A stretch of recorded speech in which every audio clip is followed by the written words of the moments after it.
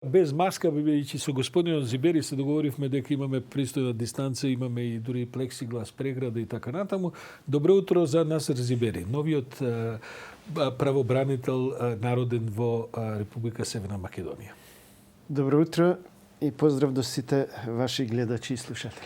Последниот пат кога сме се виделе во оваа студио бевте експерт, па потоа бевте кандидат за време на изборите. Вчера вашиот избор беше особено од опозицијата албанска, да кажем, во собранието дочекан прилично на нож.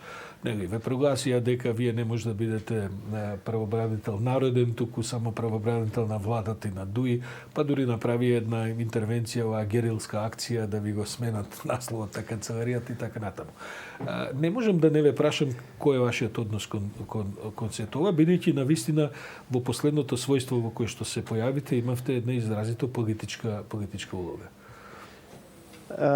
Прашањето има формално правна димензија и политичко-морална.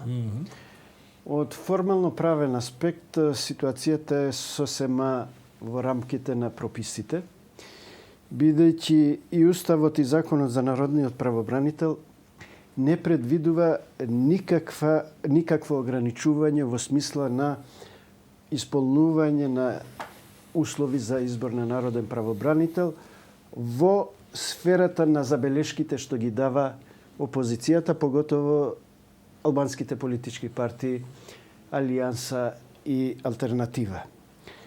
Во тој поглед утврдени се само услови кои треба да се исполнуваат во смисла на стручна подготвеност, работно искуство, занимавање со право и така. Да бидам искрен, не слушнав ниту една забелешка во оваа смисла. Да. Значи, вие уживате еден респект во јавноста во смисла на стручната подготвеност, големо искуство имате зад себе, и како нотар, и како бивши министер и така натаму. Да. И ова е едниот аспект од формално-правната димензија. Вториот е постапката за избор на народниот правобранител. И во тој дел апсолутно нема изнесено опозицијата ниту еден аргумент за да се спори изборот на народниот правобранител, бидејќи беа запазени сите постапки, дури се отиде и чекор понапред во смисла што еден од пратениците кој е во крвно сродство со мене се иззема и од расправата во комисијата каде што е член во Комисијата за избор и именување при собранието на земјата, но и во расправата и во одлучувањето во собранието за мојот избор. И кристално чист е тој однос на постапка, законски и уставни перформанси. Целиот формално правен аспект. Да. Така, од политичко-морална гледна точка, точно е дека бев номиниран како можен премиер на последните парламентарни избори со една нагласка која јас постојано ја нагласував, но и лидерот на ДУИ и сите тие што ме поддржува, дека јас сум непартиска личност, дека не сум член на ДУИ и како таква се нуди мојата кандидатура на гласачите за да се добие поддршката и евентуално да го превземам кормилото на владата. После изборите се знае исходот, преговорите течеа како што течеа, резултатот е исто така познат и јас останав и понатака надвор од политичките кругови и на субјектот кој ме предлагаше, но и комбинаториките кои се направеа околу власта. Од денешна перспектива да ве прашам, дали некогаш можеме да кажем зажаливте, бидејќи одговорот ќе биде се разбира не зажалив. Меѓутоа дали некогаш не се замислите, можеби дали беше ви исправен избор да се прифатите за таа кандидатура за време на изборите во име на ДУИ, а како непартиска личност. Меѓу другото еве и заради овој вид на сега забелешки кои ви ги ставаат.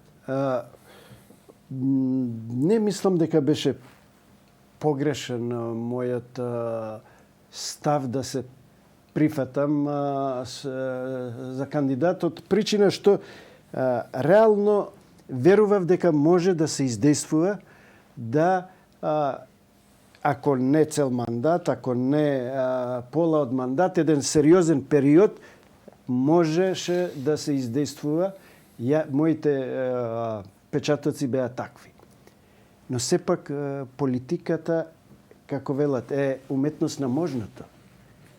На масата беше извлечено тоа што беше извлечено и останувам на ставот дека сепак Дуи, односно господинот Ахмети, направи еден сериозен чекор. Прв пат во Република Северна Македонија ќе има кандидат за премиер кој ќе биде предложен од овој судија. Едно провокативно прашање ви поставам. Имавте договор начален со Ахмети дека после изборите за тој ангажман ќе следува некаква можеби понуда за функција како што сега се случи или ова нешто ново што Наискрено ви кажувам дека во ниеден момент не разговаравме до завршување на изборите. По завршување на изборите целото внимание на господинот Ахмети беше сконцентрирано да се добие тоа што сметавме дека може да биде реално како резултат на коалициониот договор. Точно е тоа, дека господинот Ахмети ми има понудено, откако веќе беше склучен коалициониот договор, да бидам член на влада и тоа во сите можни позиции каде што тој и јас сметавме дека можам да одговарам со моите компетенции како потпредседател на влада, министер за правда и така натака. Јас сметав дека треба да останам настрана, дека не сум спремен да се вклучам во таа позиција, бидејќи цело време јас, уште еднаш повторувам, бев промовиран како непартиска личност. Доколку станав член на влада од во било кој ресор, тоа ќе значеше и одбрана на политиките на еден субјект, додека премиерот можеше да остане како неутрална фигура, експертска фигура, и во таа смисла. Какви беа разговорите со Заев за оваа функција? Имавте средба, што беше неговата реакција? Него постави он ова прашање, оваа дилема, премиер наспроти народен правобранител? Имавте околу тоа некаков разговор? Не, јас не учествував на преговорите за составување на владата.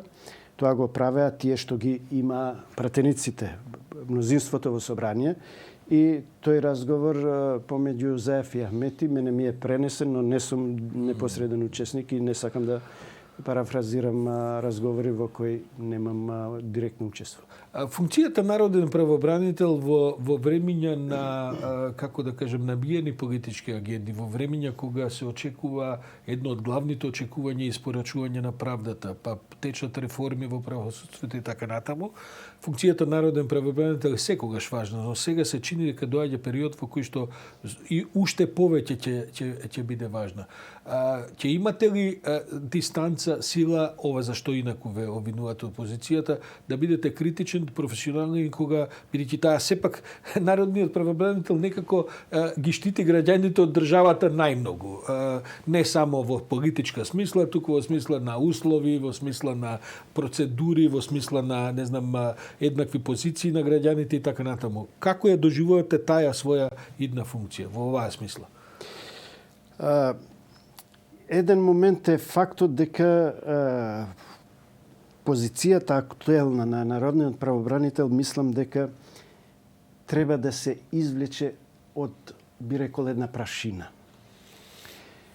Оваа позиција е силна во нашиот уставноправен систем. Дефинирани се надлежности по уставот и тој е дефиниран како орган на државата, што е многу силна карика во правниот систем. И јас ќе се обидам до крај да нашите даношни обврзници кои издвојуваат сериозни средства за ставката на буџетот за финансирање на дејноста на ова установа да бидат оправдани. А тоа ќе биде оправдано доколку на вистина ние се ставиме во функција на заштита на слободите и правата гарантирани со устав и закон во земјата. И во таа смисла ние индиректно или директно, посредно или непосредно ќе бидеме во полза на и на државата, и на владата, во чекорите кон нашето унапредување во Европската Унија со исполнување на стандарди и критериуми во заштита на овие слободи и права. Мандатот на народниот правобранител е прилично долг. Тоа значи дека веројатно ќе дочекате и нови влади, а можеби и неколку во Македонија со оваа традиција на предвремени избори се случува. Во принцип, јавниот народниот правобранител и самата личност го одбележува тој мандат. Претходниот беше долги години на таа функција. Што е она што вие лично ќе го донесете во функцијата? Прво го знаете составот на вашите соработници во правобранителството. Мислите ли нешто структурно да менувате таму, кадровски, систематизација и така натаму? И што е она што вие лично ќе го донесете како печат? Прво да ви кажам дека со содржината на законот во одредени сегменти не се сложувам, односно имам мои забелешки и мислам дека во одредена дистанца, односно временски период, да предложам до собранието измени на законот. Во смисла на надлежностите кои се многу силни, не се попратени и со соодветни мерки кои ќе ги принудат да бидат обврска. И тие мерки се многу благи во смисла на укажување, извештај и прекршачни постапки, но не и сериозни мерки кои навистина ќе значат должно внимание кон потенцијалните прекршители на слободите и правата. Се знае во секое општество доколку една правна норма нема соодветна санкција, останува само добра фраза запишана во еден закон. Покрај тоа што е актуелно, а што сметам дека има простор да се искористи, е поголемата транспарентност на народниот правобранител во извршување на своите надлежности, во покренување на постапките, на резултатите од истрагите што ќе ги води и за сето тоа да ја извести јавноста преку средствата за јавно информирање и граѓаните. Но и како метод за притисок. Да, токму тоа. И тоа да служи како еден притисок врз тие органи да внимаваат во постапките што ги носат, актите што ги донесуваат и сето тоа да биде во една пристојна Подготвен сте за конфронтација со државата? Апсолутно сум подготвен. Тоа ми го налага всушност и законот и мандатот. И вчерашното моја свечена изјава ме обврзува на тоа дека ќе ги штитам слободите и правата на граѓаните во рамките на надлежностите што ми ги дава Уставот и законот. Тоа е едната димензија. Втората димензија, мислам дека во структурата на народниот правобранител треба да има еден ремонт. Ремонт. Добро. Ремонтот треба да тргне од предлагање на нова систематизација на организационата структура на народниот правобранител, зашто таму сметам дека има позиции каде што има повеќе извршители, а помал обем на работа, а има позиции каде што реално има потреба, а нема извршители. Тука пред се мислам во делот на истрагите, како што е превенцијата од тортура и нечовечко постапување во постапките кога граѓаните се задржуваат или се во притвор, но и во издржување на затворски казни. Тука мислам дека треба да се зајакне тој дел и да се зајакне, значи, она што значи комуникација со јавноста и комуникација со органите. Господин Зибери, имате огромно правно искуство за себе. Имате и политичко искуство. Државава е заглавена во реформирање на правосудниот систем. Сите се критични, сите се согласуваат дека многу работи треба да се менуваат. Јавноста, еве гледаме со какви оценки, не е тоа само оценка за транспарентноста и корупцијата, ова што не се случи деновиве, таа е и општа една оценка, веројатно пред се наменета за функционирањето на правниот систем. Каде е Македонија во реформите со правниот систем? Сега вие имате и формална позиција, вашиот збор сега тежи не само експертски, туку тежи и од, да кажем, политичката позиција која ја имате. Но што е она што вие би го забележале и што е она што треба да се прави на поинаков начин од ова што до сега се прави? Има ли шанса конечно овие реформи да успеат? Да. Мој впечаток е дека тоа што е пропишано со позитивните прописи на земјата и нивната практична примена, тука има еден хендек кој треба да се премости. Дисонанца, дискрапанца. Тој дел, доколку успееме ние да го премостиме и тоа што е предвидено со прописи да се ефектуира во примена, нашите резултати во тој дел би биле многу по-добри. Вистински ли се овие мерки што ги превзема влада? Првите чекори сега покажуваат една спремност дека оди во таа насока, но ова е само почеток. Уште немаме сериозни резултати, но овој состав на ова парламентарно мнозинство и ова влада е на почеток на својот мандат. Се надевам и под притисок на процесот на отварање на преговорите дека ќе биде засилен и конечно ние да имаме една подобра слика за правосудниот систем во земјата. Мора ние да направиме сериозни чекори да ја вратиме довербата на граѓаните кон правниот систем, кон владење на правото. Знам, ама тоа секоја политичка елита го говори, никако не успеа. Да, тоа делува како фраза, но таа фраза мора да се преточи во примена. А примената ќе се случи доколку нашиот правосуден систем навистина почне па сега сте вие дел од тој правосуден систем и да видиме како вие ќе испорачате примената. Јас посредно сум дел од тој систем. Сепак, во една поширока смисла. Да, зашто сепак Народниот правобранител е независен орган на државата и чии надлежности се навистина лимитирани во смисла на одредени постапки кои се иманентни за правосудниот систем, како што се обвинителството, судството, адвокатурата и така натаму. Но ова е простор каде што секој треба да се вклучи за да може ние да ја вратиме таа доверба за која зборев пред малку. Вчера поднесовте заклетва, сега е нешто минутка пред 10 часот. Воопшто сте били ли во канцеларијата нова или од тука заминувате таму?